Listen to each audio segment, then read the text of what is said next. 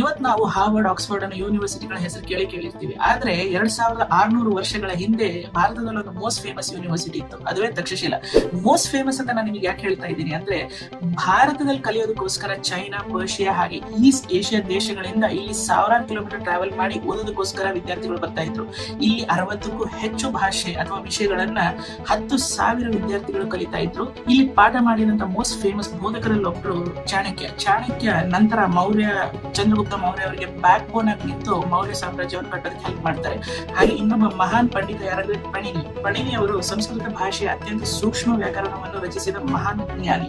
ಆ ಕಾಲದಲ್ಲಿ ತಕ್ಷಶಿಲದೊಳಗಡೆ mathematics, medicine, astronomy ಹಾಗೆ ಇವನ್ ಮಿಲಿಟರಿ ಸ್ಟ್ಯಾಟಿಸ್ಟಿಕ್ಸ್ ಕೂಡ ಕಲಿಸ್ತಾ ಇದ್ರು. ಇದನ್ನೆಲ್ಲ ನಾವು ಓದ್ತಾ ಇರುವಾಗ ನನಗನ್ಸಿದ್ದೇನೆಂದ್ರೆ, ನಮ್ಮ ಭಾರತ ದೇಶ ಕೇವಲ ಒಂದು ಸಾಮ್ರಾಜ್ಯ ಅಥವಾ ಯುದ್ಧಕ್ಕೆ ಸೀಮಿತವಾದಂತಹ ದೇಶವಾಗಿರಲಿಲ್ಲ. ಇದು ಒಂದು ಜ್ಞಾನ ದೇಗುಲವಾಗಿತ್ತು, ಅದು ಕೂಡ ಸಾವಿರಾರು ವರ್ಷಗಳ ಹಿಂದೆ.